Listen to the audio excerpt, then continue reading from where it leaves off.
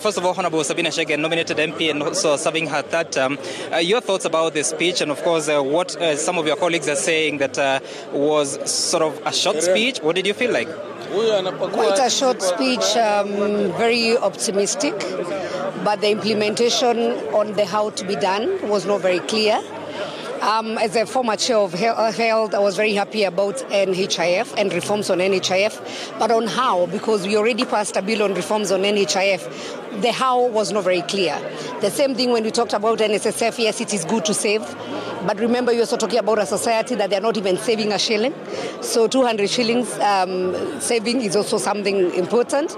I didn't like his way of saying the 50 by 100. For me, I'm offended. And as among a society of the people who actually invest on those 50 by 100. So let any Kenyan invest the best way they can be able to. There are people who can afford 10,000 acres, others 50 by 100 is what they can afford of a place to call their own. And especially my community really loves something, kamogoda, something you can call on your own. Interesting about CDF, of course members really would want the CDF to come back, so it was a populist way of saying it. But on the how, you saw when CDF were mentioned, the members of parliament were very happy.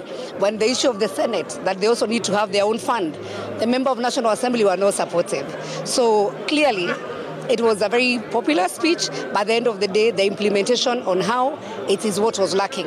I was waiting to hear about electricity. Right. You know, anything about industrialization, about the cost of electricity is very high. On how to reduce the cost of electricity, he mentioned it. He said we're going to have innovation, but on how, you know, those are some of the things that will bring the cost of living in Kenya low. He talks again about minimizing all the cost of goods, and he said they are not going to look at any, subsidies.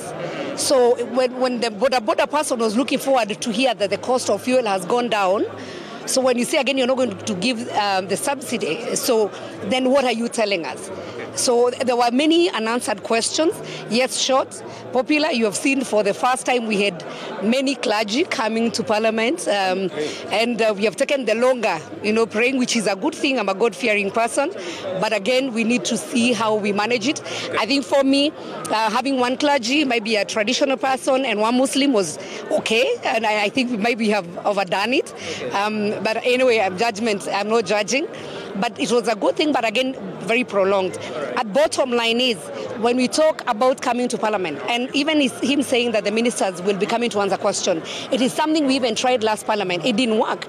Yes, we can change the standing orders, but then how are we going to have the separation of powers between the executive and the parliament? So basically, I would say 50-50. I hope the things that have been said can be implemented. Okay. For me, is a wait and see to see how those things can be implemented, because the how really lacked today in today's speech. Thank you so much, Honorable Sabina Chege.